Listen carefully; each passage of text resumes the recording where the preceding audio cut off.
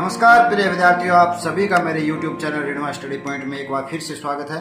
आज के इस वीडियो में कक्षा 8 के गणित विषय की प्रश्नावली 6 वर्ग एवं वर्गमूल का अध्ययन करेंगे। तो आइए चलते हैं प्रश्नावली 6 वर्ग एवं वर्गमूल में। तो सबसे पहले ये जानते हैं कि वर्ग किसे कहते हैं। जैसे कि कोई एक उदाहरण लेते हैं 4। यदि 4 को मैं 2 बार लिखूं, 4 को 4 से ही गुणा करूं तो क्या आता है आंसर 16। तो यहां पर मैं ये कहूंगा कि जो ये 16 है वो 4 का क्या है, वर्ग है। 16 क्या है, 4 का वर्ग है। तो ऐसे लिख सकते हैं कि 4 का वर्ग क्या है, बराबर 16 है। इस तरह से इसको लिखा। वर्ग का अर्थ क्या हो गया कि यदि किसी संख्या को उसी संख्या से गुणा किया जाए तो वो उस संख्या का क्या कहलाता है, वर्ग। और वर्ग लिखने का एक संकेत होता है, जैसे 4 का वर्ग लिखना है तो 4 के ऊपर इस तरह से वर्ग का संकेत है। 4 के ऊपर 2 लगाएंगे, इसे 4 का वर्ग बोलते हैं या इसे 4 का स्क्वायर कहते हैं। तो 4 का वर्ग कितना हो गया, 16। तो अपने यहाँ पे विचार करते हैं 1 से 10 तक की संख्याओं पे। तो देखिए, पहले यहाँ लिखेंगे संख्या, फिर उस संख्या का वर्ग और उस वर्ग का जो इकाई अंक है वो क्या होगा। जैसे संख्या लेते हैं 1 से लेते हैं 1 2 3, इस तरह से क्या है अपने 10 संख्याएं लेते हैं। तो 1 का वर्ग कितना होता है, 1, और 1 का इकाई अंक क्या होगा, 1 ही होगा। इनकी इसके जो वर्ग है उसका इकाई अंक 1। 2 का वर्ग क्या होगा, 2 गुणा 2 4, 4 का इकाई अंक 4। 3 का वर्ग कितना है, 9, और 9 का इकाई अंक कितना है, 9। 4 का वर्ग 4 गुणा 4 16, इसका इकाई अंक कितना हो गया, 6। इसी प्रकार 5 का वर्ग 25। यहां पर संख्या का वर्ग ले रहे हैं, या संख्या लिख रहा हूं, यहाँ वर्ग और यहाँ पे उसका इकाई अंक। 25 का इकाई अंक कितना हो गया, 5। 6 का वर्ग 36, 36 का इकाई अंक कितना हो गया, 6। इसी प्रकार 7 का वर्ग 49, इसका इकाई अंक कितना हो गया, 9। 8 का वर्ग 64, इसका इकाई अंक कितना हो गया, 4। 9 का वर्ग 81, इकाई अंक कितना हो गया, 1। और 10 का वर्ग 100, 10 का वर्ग कितना होता है, 100, और इसका इकाई अंक कितना हो गया, 0। तो आइए पहले अपने इकाई अंकों पर विचार करते हैं। तो यहां देखिए इकाई अंक 0 है, फिर 1 है, 4 है, और 4 के बाद क्या है, 5 भी है, 5 के बाद 6 भी है, और 9 है। 0 1 4 5 6 और 9, इनके अलावा कोई भी जो अंक है वो इकाई अंक में नहीं आ रहा। तो इन अंकों को आपको विशेष ध्यान रखना है कि ये अंक अगर किसी भी संख्या के इकाई अंक में है तो अपने कहेंगे कि वो संख्या है वो एक पूर्ण वर्ग संख्या है। यदि ये अंक किसी भी संख्या के इकाई अंक में हो तो उसे क्या कहेंगे अपने, कि जो वो संख्या है वो संख्या क्या कहलाती है, पूर्ण वर्ग संख्या कहलाती है। पूर्ण वर्ग संख्या क्या होती है, तो वो संख्या क्या कहलाती है, पूर्ण वर्ग संख्या कहलाती है। तो देख लेते हैं कि पूर्ण वर्ग संख्या क्या होती है, अगर ये पूछ ले, क्योंकि आपके एक्सरसाइज में इस तरह के प्रश्न हैं। तो पूर्ण वर्ग संख्याएं जब भी पता करना हो तो आप ये लिख सकते हो कि यदि ऐसी कोई संख्याएं, अगर आपसे पूर्ण वर्ग संख्या पूछ लिया जाए, पूर्ण वर्ग संख्या क्या होती है, तो क्या लिखोगे, जिन संख्याओं का इकाई अंक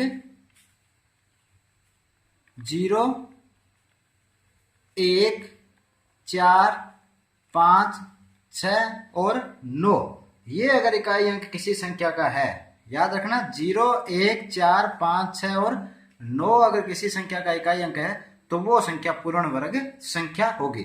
जैसे एक उदाहरण के लिए लिख देते हैं 17। यहाँ पर ये बताइए कि जो 17 है वो पूर्ण वर्ग संख्या है या नहीं है। तो देखिए 17 का क्या है, यहाँ पे 7 इकाई अंक 7 है जो कि इनमें नहीं है। तो ये संख्या क्या है, पूर्ण वर्ग संख्या नहीं होगी, पूर्ण वर्ग संख्या नहीं होगी। इस तरह से आप निकाल सकते हैं। जैसे दूसरा, अगर कोई ऐसी संख्या दे दे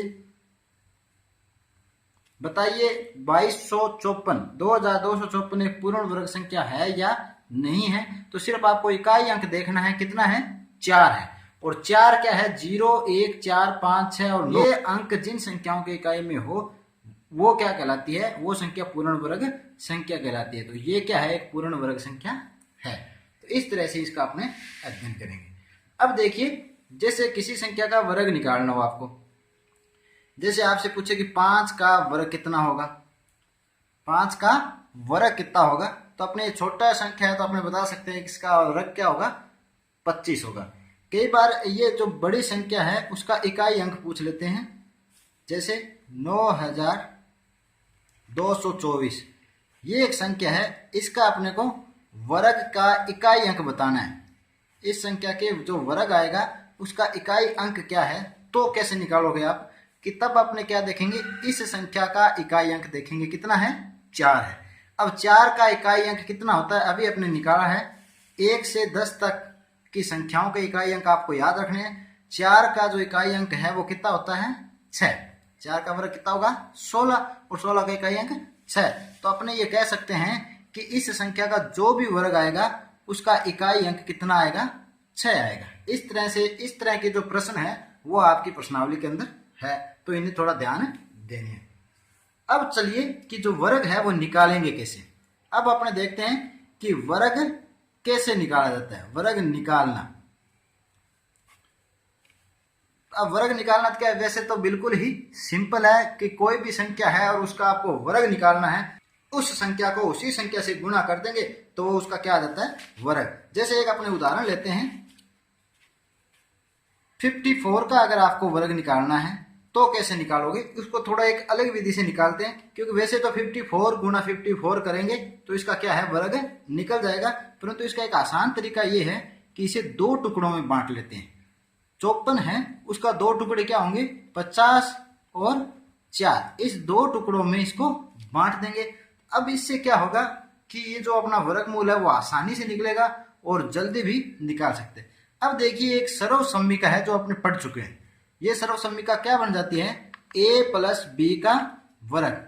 ऐसी सर्वसम्मिकाओं को अपने हल कैसे करते हैं, a का वर्ग कर देते हैं प्लस b का वर्ग प्लस 2a और b।